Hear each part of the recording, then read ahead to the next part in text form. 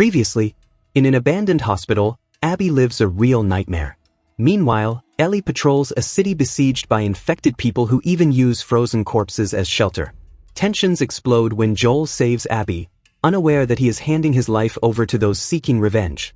Prepare for an avalanche of betrayals, battles, and tragedy in one of the darkest moments of the saga. The episode begins with a post-war setting left by the battle between the city of Jackson and the army of infected people. The mood is one of mourning and sadness. Inside a makeshift facility that serves as a morgue, a woman cleans Joel's body. At that moment, Tommy enters the morgue and the woman passes the baton to him and leaves. Tommy looks at his brother's lifeless body, still looking in disbelief. He begins to clean Joel's body slowly as a farewell and asks his brother to send Sarah a kiss when he gets to heaven. Sarah is Joel's daughter who died in the first season of the series when all the chaos was just beginning. In the next scene, Jackson's hospital is crowded and chaotic with wounded people after the war with the infected. Among the wounded is Ellie, who is seriously injured because of the kick she received from Manny when she tried to save Joel's life.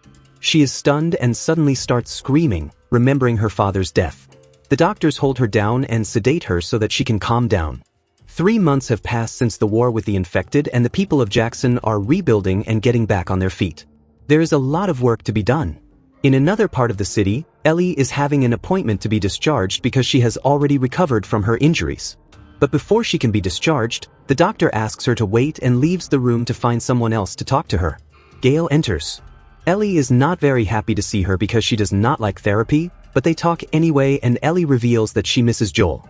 Gail brings up the subject of the fight that Ellie and Joel had at the New Year's Eve dance. Ellie confesses that after the dance she found him on the porch of her house, but she didn't talk to him and she regrets it. However, this last moment does not define the relationship she had with her father.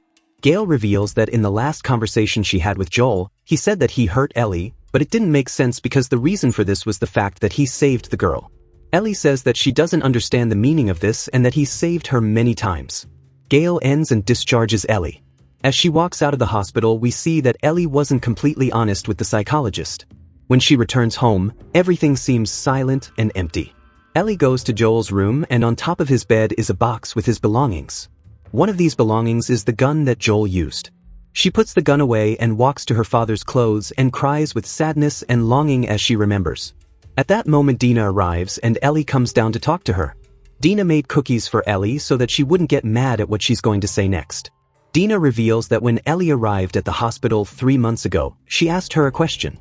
Ellie asked if Dina knew any relevant information about who killed Joel. At the time, Dina lied about it, but the truth is that she knows the names of almost everyone responsible for Joel's death who was there that day.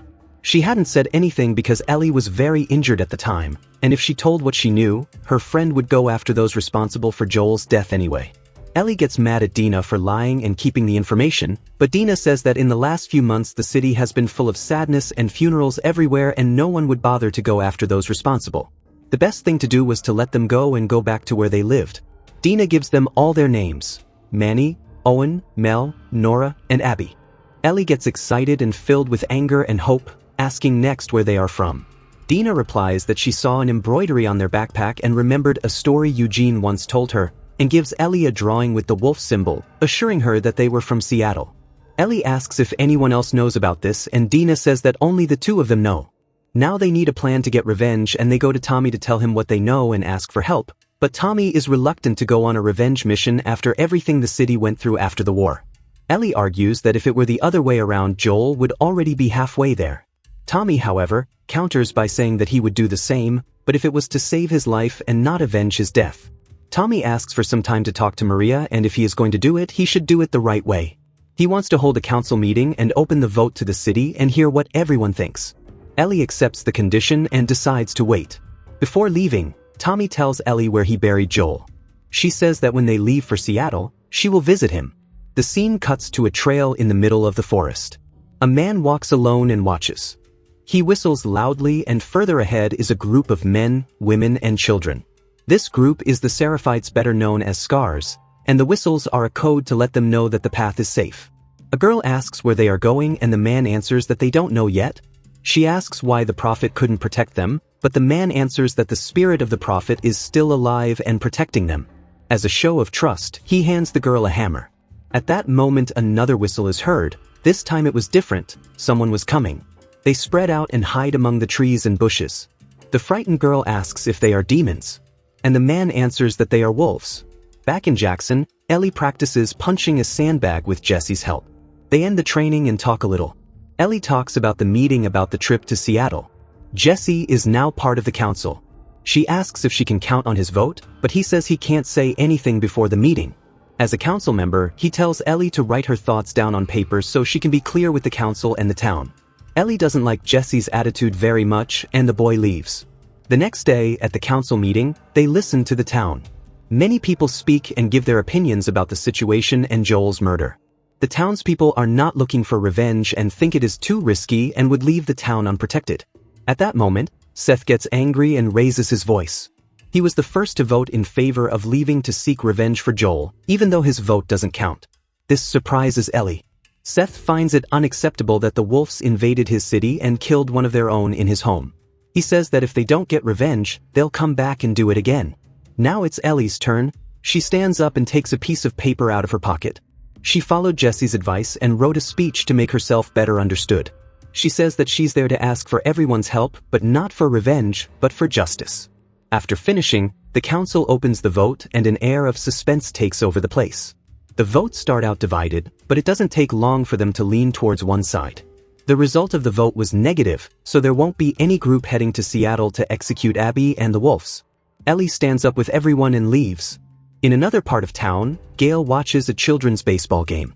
While she watches, Tommy shows up to talk to her and says he saw her at the meeting. He confesses that he's afraid Ellie will do something stupid. Gail suggests they have a session, because of the house. Tommy says he's afraid she'll end up following the same path as Joel.